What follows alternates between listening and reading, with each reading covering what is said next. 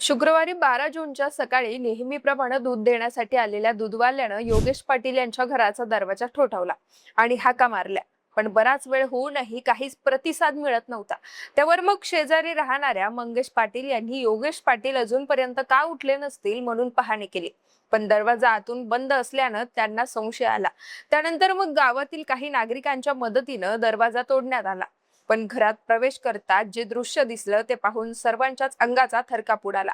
योगेश पाटील गळफास घेतलेल्या अवस्थेत दिसून आले, तर त्यांची पत्नी व 2 चिमुकली मुलं जमिनीवर निश्चित अवस्थेत पडलेले होते.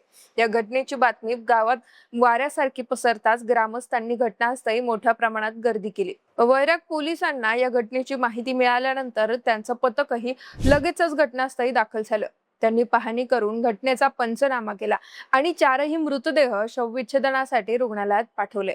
दरम्यान पंचनामा करताना पोलिसांना सापडलेला 26 पाणी सुसाईड नोटमुळे सोलापूर जिल्ह्यात खळबळ उडाली आहे. योगेश पाटील यांचा शेअर मार्केटमधील व्यवहारात तब्बल 1,80,00,00,000 रुपयांचं अधिक नुकसान झालं होतं. त्यामुळे ते काही महिन्यांपासून मानसिक तणावाखाली होते आणि त्यातूनच त्यांनी टोकाचं पाऊल उचलल्याचं सांगण्यात येत आहे. पण 13 जोड पानांच्या त्या सुसाईड नोटमध्ये योगेश पाटील यांनी नेमकं काय म्हटलंय? महत्वाचं म्हणजे त्यांनी गळफास घेण्यापूर्वी पत्नी व दोन्ही मुलांना का संपवलं तेच जाणून घेऊयात व्हिडिओच्या माध्यमातून. नमस्कार, मी पूजा आणि आपण पाहताय देदनका. मंडळी, 41 वर्ष योगेश बाळासाहेब पाटील हे मूळचे सोलापूरच्या बार्शी तालुक्यातील हत्तीस या गावचे रहिवासी.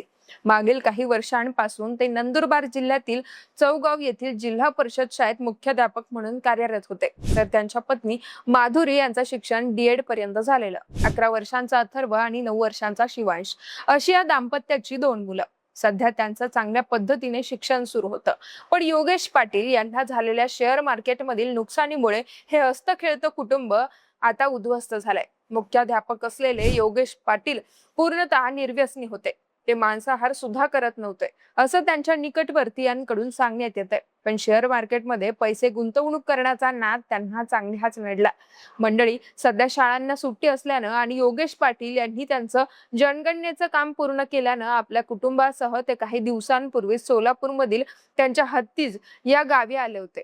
त्यांच्यावरील आर्थिक संकटामुळे ते काही महिन्यांपासून मानसिक तणावात असल्याचं आता सांगितलं जात आहे. अशातच धीर देणारी त्यांची आई बाहेरगावी जाताच त्यांनी स्वतःसह आपल्या कुटुंबाला संपवलं. योगेश पाटील यांनी त्यांच्या पत्नी व 2 मुलांना आईस्क्रीम मधून विषारी द्रव्य दिल्याचा संशय आता व्यक्त केला जातोय.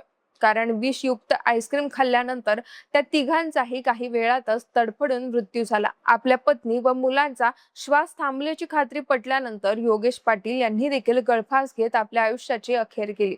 त्यापूर्वी त्यांनी त्यांच्या व्हॉट्सअपवर पत्नी, 2 मुलं आणि स्वतःचा फोटो स्टेटस म्हणून ठेवला होता. तसेच त्या फोटोवर 1,80 लॉस असा उल्लेख होता. म्हणजेच आपलं 1,80,00,000 रुपयांचं नुकसान झालंय असं त्यांनी स्टेटस मधून सुचवलं. तर वैराग पोलिसांना घटनास्थळावरून जी 26 पानी सुसाईड नोट आढळून आली त्यात योगेश पाटील यांनी आपले आर्थिक व्यवहार, शेअर मार्केटमधील नुकसान, इतरांकडून घेतलेले पैसे तसंच मालमत्तेबाबत इच्छांचा उल्लेख केलाय. आपण शेअर मार्केटमध्ये कशी गुंतवणूक केली, त्यात कसं नुकसान होत गेलं, त्यातून आर्थिक अडचणी कशा वाढत गेल्या याबद्दलची सगळी हकीकत त्यांनी सुसाईड नोटमध्ये सांगितली.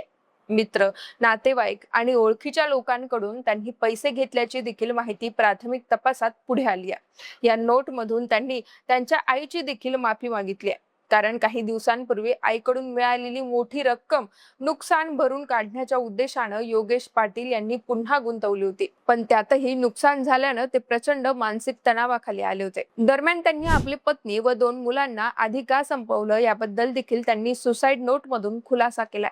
त्यांनी म्हटलंय की जग मला वाईट म्हणेल, पण मी बायको आणि मुलांना एकटं सोडून जाऊ शकत नव्हतो. त्यांचा सांभाळ कोण करणार? त्यांना आयुष्यभर दुःख सोसत बसू देऊ शकत नाही असं मराठी भाषेत लिहून इंग्रजीमध्ये I love you Madhuri, Shivansh and Atharva असा उल्लेख त्या नोटमध्ये आढळून आलाय. मंडळी, पाटील कुटुंबातील या 4ही मृतदेहांवर शुक्रवारी सायंकाळी अंत्यसंस्कार करण्यात आले. एका चितेवर आई माधुरी व लहान मुलगा शिवांश, तर दुसऱ्या चितेवर योगेश पाटील व मोठा मुलगा अथर्व अशा पद्धतीनं त्यांच्यावर सायंकाळी अंत्यविधी झाला. त्यावेळी हे काळीच पिळवटून टाकणारं दृश्य पाहून सगळ्यांनीच हळहळ व्यक्त केली. तर यावेळी योगेश पाटील यांची आई आणि त्यांच्या नातेवाईकांचा आक्रोश हा काळीच चिरणारा होता. बाकी या प्रकरणात आता पत्नी व मुलांच्या मृत्यू प्रकरणी मयत योगेश पाटील यांच्या विरोधात खुनाचा गुन्हा दाखल करण्याची प्रक्रिया सुरू असल्याची माहिती पोलीस निरीक्षक कुंदन गावडे यांनी दिली आहे. तसंच या प्रकरणाचा सर्व बाजूंनी तपास होणार असल्याचंही त्यांनी स्पष्ट केलंय. तर मंडळी, या घटनेनंतर आपण कोणत्याही गोष्टीच्या किती आहारी जावं असा प्रश्न आता उपस्थित केला जातोय. शेअर मार्केटमध्ये कमी काळात मोठी कमाई करण्याचं स्वप्न अनेकदा माणसांना काळोख्याच्या गर्तेत ढकलून देतं, जिथून माघारी फिरण्याचे मार्ग जवळपास बंद होतात. पण प्रत्यक्षात शेअर मार्केट हा अत्यंत सखोल अभ्यास आणि प्रचंड संयमाचा विषय. कोणत्याही प्रकारच्या व्यसनासारखी त्याची सवय जडल्यास आणि स्वतःच्या आर्थिक क्षमतेपेक्षा अधिक गुंतवणूक केल्यास त्याचे परिणाम किती भयंकर आणि जीवघेणे ठरू शकतात हेच या बार्शीतील घटनेमधून समोर येत आहे. पण शेवटी कितीही मोठं संकट असलं तरी आयुष्य संपवणं हा त्या समस्येवरील उपाय नाहीये. आपल्यासह आपल्या कुटुंबाचा देखील जीव घेणं हे देखील योग्य नसल्याचं आता बोललं जात आहे. बाकी या घटनेच्या संदर्भात तुम्हाला नेमकं काय वाटतं? तुमच्याही प्रतिक्रिया आम्हाला कमेंट बॉक्समध्ये नक्की कळवा.